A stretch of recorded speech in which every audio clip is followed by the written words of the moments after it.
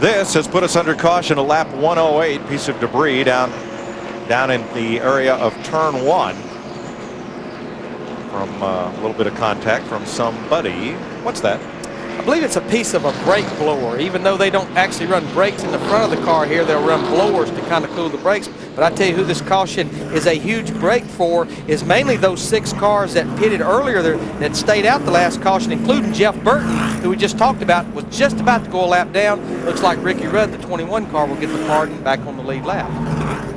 Yeah, Jeff Burton, Sterling Marlin, Terry Labonte, Dave Blaney, beneficiaries of that caution in that they were in danger of going a lap down. Pit road will be closed this time, but Hollywood Hotel is open for business. Yeah, and our crew chief always on top of things. Jeff, let's talk a little pit strategy here. For a lot of guys right now, they're really glad to see this yellow flag because a lot of race cars are very unhappy as far as this Monster Mile is concerned right now. These guys need to get the 4 new tires, especially a guy like Jeff Burton. He got a real lucky break, Chris, being able to catch his caution because he was falling back into the grasp of Tony Stewart for sure. All right, let's take a look at some of the earlier action. Casey Mears, who come into this race running very well with 5 top 10 finishes in his last 10 races. Some problems here. He was okay, but it put him back in the race. And then after a second caution, the safety caution, Elliott Sadler bumped a little by Kurt Busch. Brendan gone into it. Jamie McMurray gets through. Yeah, Jamie made a great job with there keeping getting involved. But Tony Stewart, man, he came charging in the back of the pack. He threads the needle between Kevin Harvick and he dives underneath then leader Jeff Burton and takes the lead. Tony Stewart has since lapped his teammate Bobby Labonte and points leader Dale Earnhardt Jr. Let's rejoin Mike, Larry, and Darrell. Bobby Labonte has taken his Chevrolet to the garage. We're told that they are repairing the rear end of that car and hope to get him back out. Pit road will be open this time by. Hey, the car we better watch when he gets on sync with 4 tires. Matt Kenseth, again, on those older tires. He had held on to the 6th position. Steve Burns looking pretty good. He is, Larry. Matt Kenseth saying that his car is tight pretty much all the way through. They're going to lower the track bar, and they're contemplating making a spring rubber adjustment. We'll see if they do it right here as he heads to the attention of Robbie Reiser's crew. Again, his car's just tight. He wants it to turn better. Right side going up the jack. Tires off very quickly on the 17. They make the track bar adjustment. Left side tires off. Let's go to Dick. Ryan Newman pits out of the 3rd position. The car is very close to neutral, but they're going to change the weight distribution ever slightly in the rear end. To Matt. Service already complete on Tony Stewart's Chevrolet. A great stop, 13 and change. They made a track bar adjustment just a half a round. He said his car in open air was free in the center. He needed to be snugged up just a little bit. There, look at the pit stop times as they come off pit road. Like Kevin Harvick, the 29 car right there. Those guys had a great pit stop, but Darrell, you saw it and I saw it. With no more cars on the lead lap, that first pit box down there for Jimmy Johnson, Chad Canals, it's an advantage, there's no question. He come out of there in a hurry, I can tell you. On a clean pit road.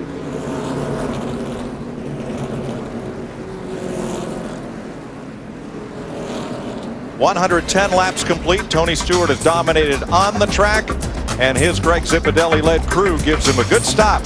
Gets him out first.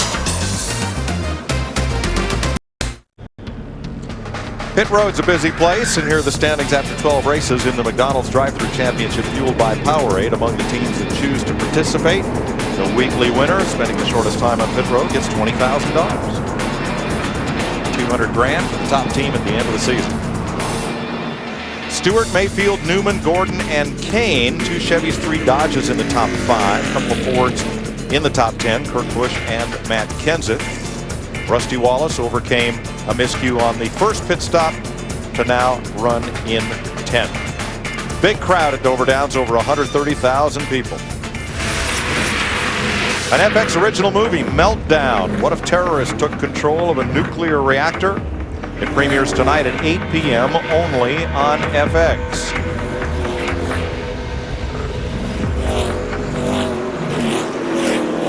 One to go. A couple of close calls on pit stops here. That's more routine than it is unusual. Watch Dale Jr. and Greg Biffle. mean, if you just look at this pit road right here, it's about half as wide as most pit roads that we go to, and we see more cars sometimes get torn up on pit road, especially under caution, than we do on the racetrack. The only saving grace is we don't have that many cars on the lead lap pitting at one time. Right now, 16 cars on the lead lap, counting the car that got the free pass, Ricky Rudd. It'll be Stewart Chevy, Mayfield and Newman in Dodges, Jeff Gordon Chevrolet, the Dodge of Casey Kane, Ford of Kurt Busch, Jimmy Johnson, Matt Kenseth, Kevin Harvick, Rusty Wallace are the top 10 in the outside lane as they come around to restart and begin lap 115. What defines all this stuff here is the horse racing track in the center of this place. If that wasn't there, you could make the pit road wider. Tony Stewart, the 20 car, he got a good jump. He didn't want to have to battle Robbie Gordon in the 31 car on the inside, who's a lap down.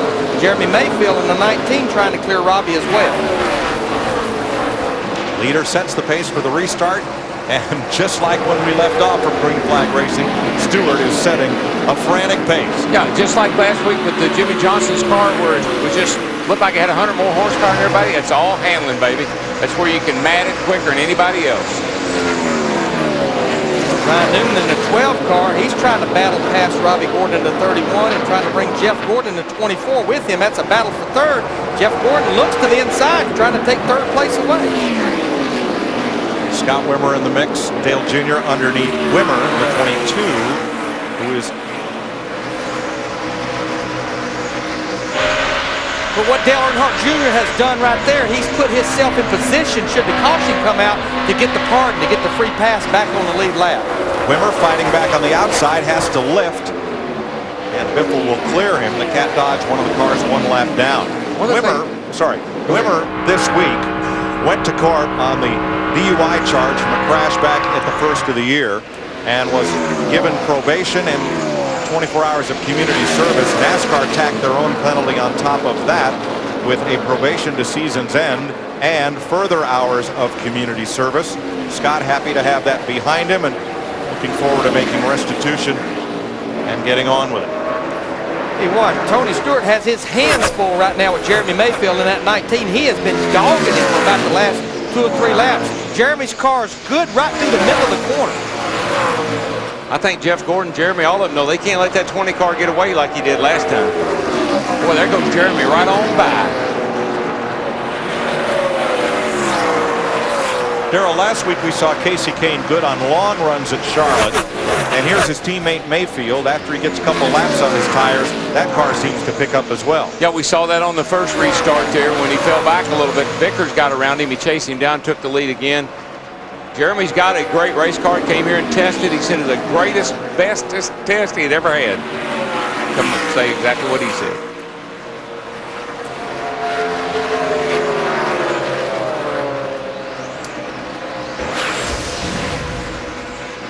Watch Tony Stewart. Watch the hand signal. Yeah, come on. That side, right over there. No, that's that lane. See, that's smart racing. Cat's faster than you are. Don't try to hold him up, particularly here, because you don't want him on your back bumper. Exactly what Jeff Gordon did with Ryan Newman earlier. Somebody up under your back bumper here will spin you out, and they don't even have to touch you.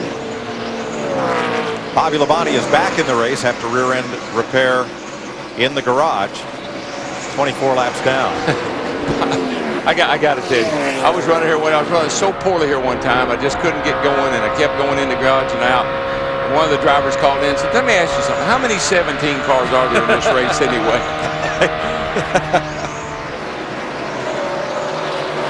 Sitting at 17, Matt Kenseth in 15th place, and 4 spots behind him, Dale Earnhardt Jr. showing us a 1 lap down. Dick Burton. Strange situation for Earnhardt today, Mike. He said the car is bouncing around badly, so badly, in fact, that he's having trouble seeing. So on the last pit stop, the crew did what you would do in your street car. If it feels too rough, they took air pressure on all 4 tires, trying to smooth the ride out a little bit for Junior. And that's about all you can do. You know, you would think maybe they could help the car with shocks, but all you can do in the race is change air pressure. And this place will bounce your teeth out. I'm telling you, you get 55, 60 pound air pressure buildup in that right front tire, and it's hard to handle. What's wrong with Matt Kenseth? He went from 10th to 15th in 1 lap. I saw him go up the hill really big time off of turn 2 over there. I thought he was going to hit the wall. Whatever they did on that pit stop wasn't the right way to go. Yeah, I mean, he's going to lose another position to Terry Labonte in the 5 car, who's still on the lead lap. Puts him back to 17th. Kellogg's car moves through, and now the genuine parts and service. Wood Brothers 21 of Ricky Rudd carrying our Ford on board today. Rudd back on the lead lap after getting the free pass.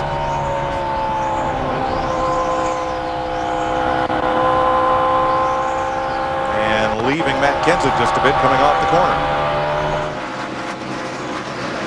Blaney has another sponsor. I'll tell you, Bill Davis and that group, they just keep scrambling. This is a regional discount store chain, Ollie's Bargain Outlet for Blaney. As good as that car runs every time they take it to the track, and Blaney's doing a great job of driving it. You gotta believe it. They'd love to run it every week if they could. Yeah, they definitely would. Right now, their next race will be Michigan, and they'll be at Daytona, which is our last race with NASCAR on Fox, and then they'll be at Indy in August. Ward Burton, Jimmy Spencer battling there with Casey Mears, who spent some time in the garage. That is for position. Cars 1 lap down, racing for 28. Meanwhile, Jeff Gordon has caught Tony Stewart. Yeah, Jeff helped his car a lot. Of course, early in the run, in the last get-go, Jeff's car was really good. It looked like it gave up right at the end of the run. So we'll see if he can maybe improve it where it'll be good all the way through. But, you know, we're seeing the same thing almost with Tony Stewart in a 20, maybe not to the degree of Matt Kenseth, but I don't think Tony's car is as good this run as it was the last run, or Jeremy Mayfield and Jeff Gordon are that much better. I think it might be a combination of both, Larry. I mean, you know, it's an air pressure game right now. Up and down until you get it right. I tell you, a car that has rebounded nicely from that pit stop problem he had right at 100 laps ago, Rusty Wallace. He has now moved up into the top 10 in the 2 car up in 8th position, but I'm sure what Rusty's going to tell that crew, look, we overcame that mistake, we can't overcome it again. There's the Miller Dodge. He's about a second behind Kurt Busch and 1.2 seconds ahead of Mark Martin. There you see the gap between Rusty and race leader Jeremy Mayfield. It's 9.3 seconds. Let's go to the leader's pit. Here's Matt.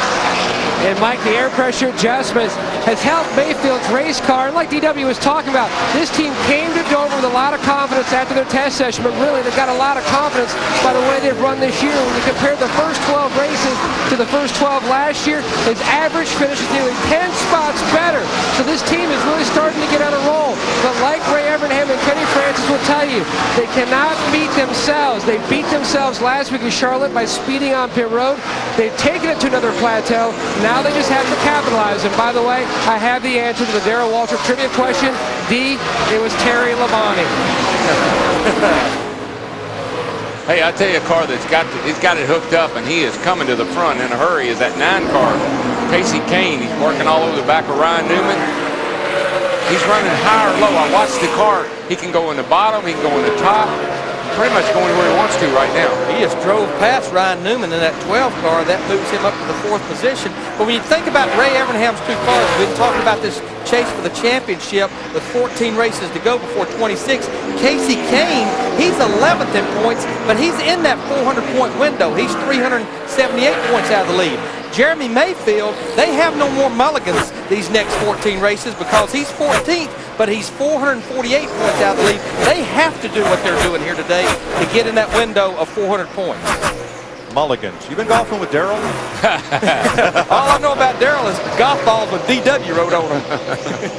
Matt Kenseth, I got to quit doing that. our series champion, has now slid to 16th place. Let's go to his pit and Steve.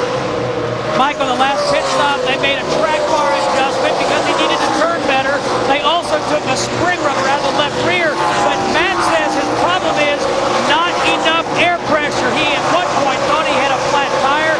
The team told him to stick with it. It'll come back to him.